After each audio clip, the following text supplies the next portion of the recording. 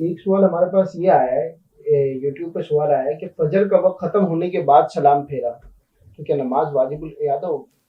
فجر کا وقت اگر ختم ہو چکا ہے اور سلام پھر پھیرا ہے تو وہ نماز ہوئی نہیں ہے، نماز ٹوٹ گئی ہے، اور اس نماز کو دوبارہ پڑھنا یہ فرض ہے۔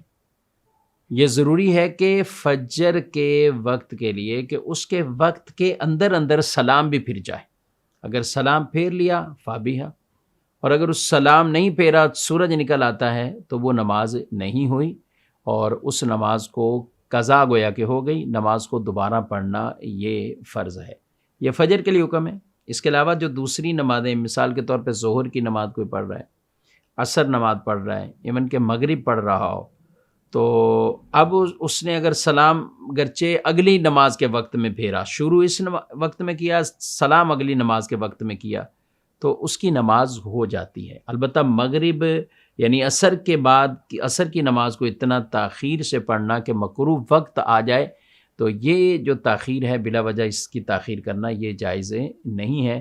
لیکن یہ نمازیں ہو جاتی ہیں، ظہر بھی ہو جاتی ہے، عصر بھی ہو جاتی ہے، مغرب بھی ہو جاتی ہے۔ اس طرح عشاء کی بھی نماز اگر کسی نے آخری وقت میں پڑھی اور شروع تو پہلے کی، سلام اس کا جا کے فجر کی نماز کا وقت شروع ہو چکا تھا تو اس میں پھیرا تو بھی ہو جاتی ہے، لیکن اس کو وقت کے اندر اندر یہ پڑھنا ضروری تھا۔ فجر کی نماز کے لیے یہی حکم ہے کہ وہ نماز اس کی نہیں ہوئی۔